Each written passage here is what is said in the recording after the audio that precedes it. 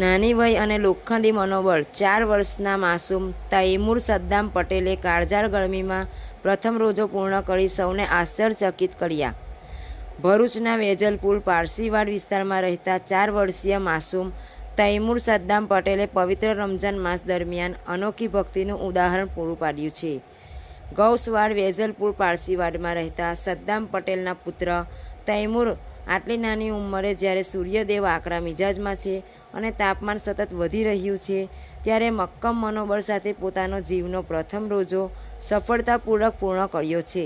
સામાન્ય રીતે 4 વર્ષની ઉંમર બાળકોના રમવા કૂદવાની હોય છે, પરંતુ તૈમૂર વહેલી સવારથી લઈ સાંજ સુધી અન્ન અને જળનો ત્યાગ કરી અલ્લાહની ઇબાદતમાં મન પરોવ્યું હતું.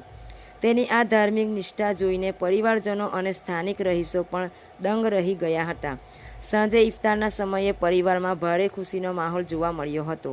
માસૂમ તૈમૂરે ફૂલહાર પહેરાવી અને તેની હિંમતને બિરદાવીને આ પ્રસંગે યાદગાર બનાવવામાં આવ્યો હતો. પરિવારના જણાવ્યા મુજબ તૈમૂરના નાનપણથી જ ધાર્મિક સંસ્કારો પ્રત્યે રુચિ જોવા મળી છે. આ આકરી ગરમીમાં પણ હાર માન્યા વગર જે રીતે તેને રોજો પૂર્ણ કર્યો છે તે આજના યુવાનો અને અન્ય લોકો માટે સ્થિત અને અતૂટ શ્રદ્ધાનો પ્રેરણા સ્ત્રોત બની રહ્યો છે. તૈમૂરની આ માસૂમ બંદગીમાં પરિવારની સુખાકારી સાથે દેશમાં શાંતિ અને ભાઈચારો જળવાઈ રહે તેવી દુઆ પણ સામેલ હતી.